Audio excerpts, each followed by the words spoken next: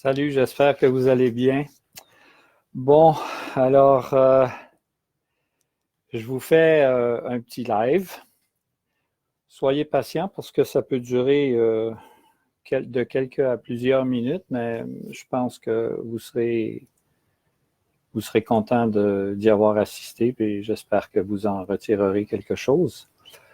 Alors, bon, j'avais pensé de faire un live sur la signification symbolique de l'alcool, mais bon, ce sera dans la nouvelle année. J'avais pensé sur vous expliquer quel est le conflit de direction. Ce sera dans la prochaine année. Et ça fait une semaine qu'il y a quelque chose qui, qui revient vers moi et qui est très, très fort au niveau vibratoire. Alors, je vais vous raconter. C'est quelque chose que j'ai jamais dit à qui que ce soit, même pas à Julie, ma conjointe. C'est un événement qui date de l'automne 1991, donc ça fait tout de même 28 ans.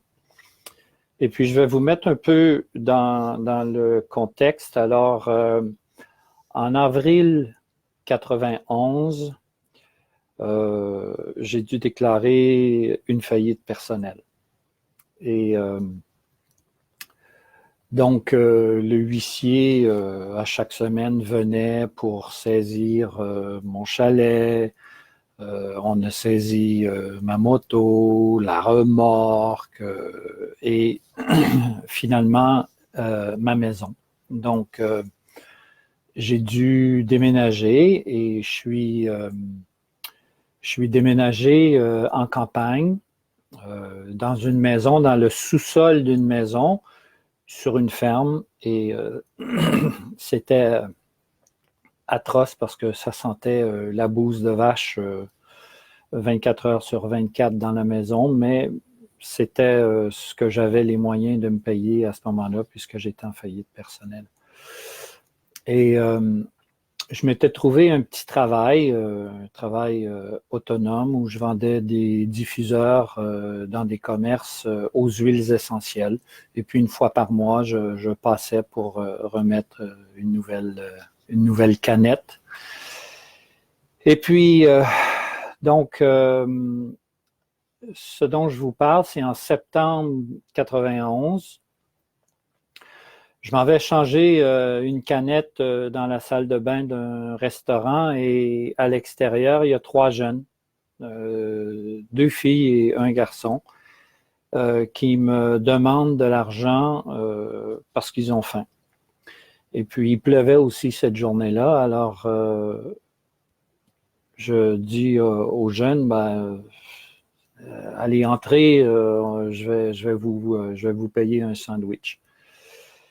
Alors, j'ai commencé à parler avec eux dans le restaurant et puis il s'est avéré que c'était 3 jeunes qui étaient, si vous voulez, sous la responsabilité de la protection de l'enfance au Québec et qu'ils étaient en fuite.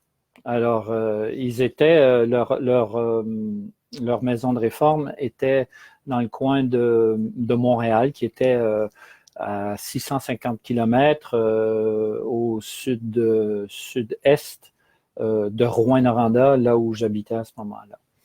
Et puis, de fil en aiguille, les enfants me disent que, ben voilà, il s'était fait une amie à Rouyn-Noranda qui les avait placés dans le garage du père de l'ami. Et puis, quand le père a découvert, ben voilà, il les a jetés dehors, il les a mis à la rue.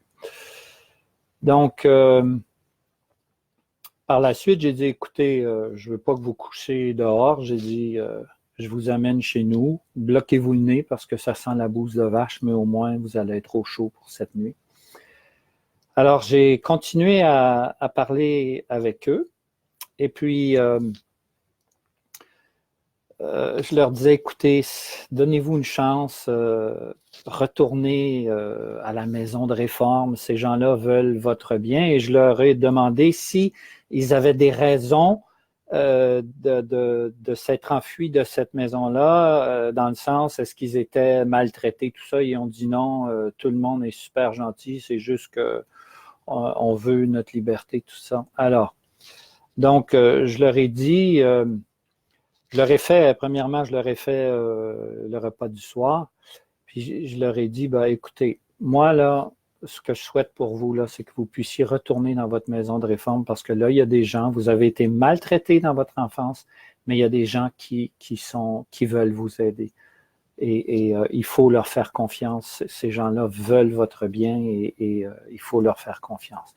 Donc, je les ai convaincus, si vous voulez, de retourner à leur maison de réforme. Alors, premièrement, ils m'ont donné le numéro de téléphone de la maison.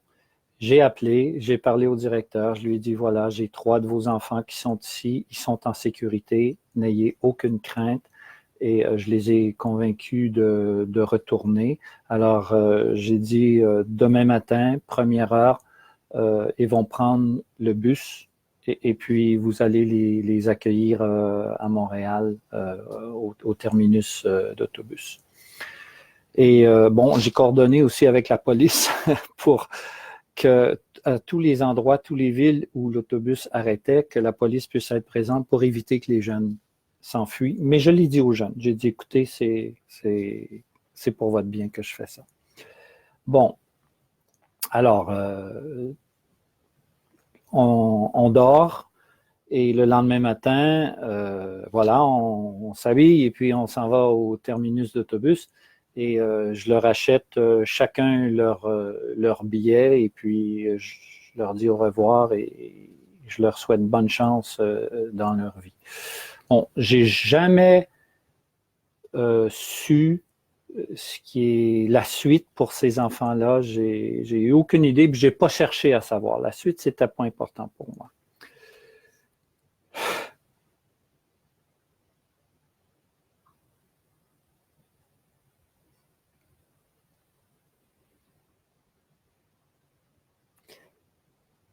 Les pleurs sont des pleurs de gratitude.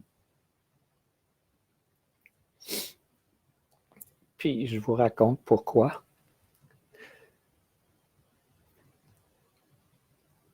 J'étais sans le sou à ce moment-là. Comme on dit en québécois, je tirais le diable par la queue financièrement.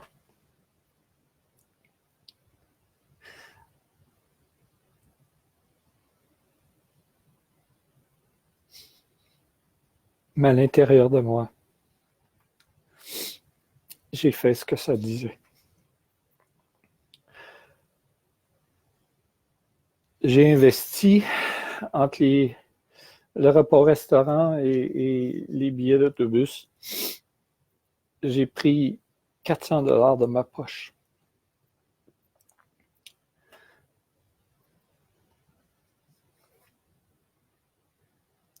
Je n'avais pas ces 400 $.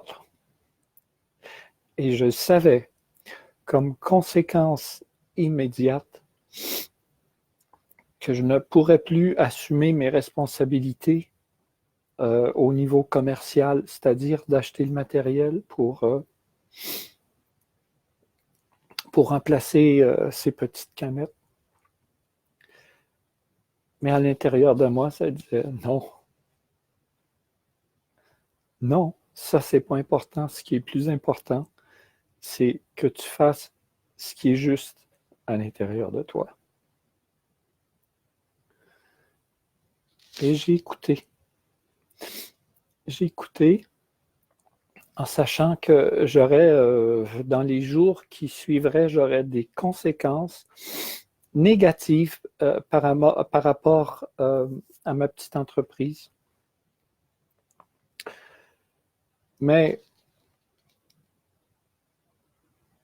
aujourd'hui, je réalise que faire des choix parce qu'on a peur dans l'instant suivant, parce qu'on a peur aux conséquences du lendemain, qu'on fait fausse route. Je réalise aujourd'hui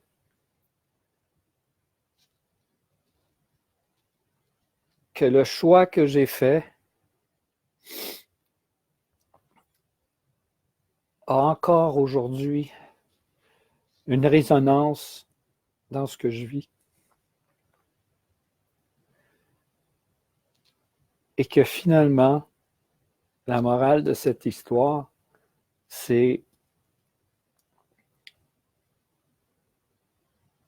les choix que vous faites. Vous pouvez avoir peur, vous avez le droit d'avoir peur. Mais ne les faites pas pour la peur de l'instant suivant ou la peur du lendemain.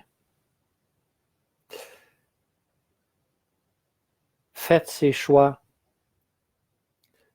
par certitude absolue, malgré la peur, malgré le manque de confiance, malgré les doutes en vous. Faites ces choix en sachant que ces choix vont résonner dans votre vie jusqu'à la fin de vos jours. Et si vous adoptez cette attitude, ça va vous placer sur la voie du bonheur, sur la voie de la gratitude.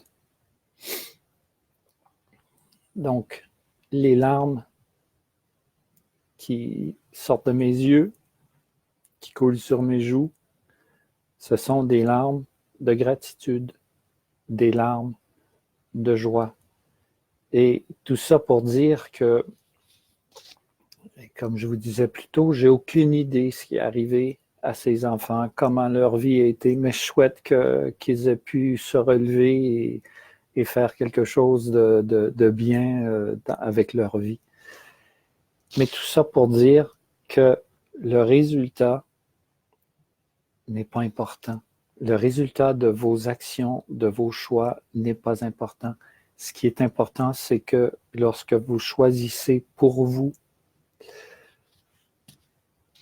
ça va avoir une résonance dans la joie, dans l'amélioration de votre vie, jusqu'à la fin de votre vie. C'est ça qui est important. Donc, choisissez pour votre vie. Alors, comme on arrive en cette fin d'année, je souhaite à tous, premièrement, je souhaite que l'année 2019 a été bonne, que vous l'avez bien vécu, mais je souhaite aussi que vous ayez une excellente fin d'année, puis je vais sûrement vous revenir, probablement avec le live sur l'alcool au début de l'année 2020. Mais tout ce que je peux dire, je vous aime. Et prenez ce qui reste de l'année 2019 pour uniquement aimer, pour vous focaliser sur l'amour et ressentez ce que ça va vous faire. Merci.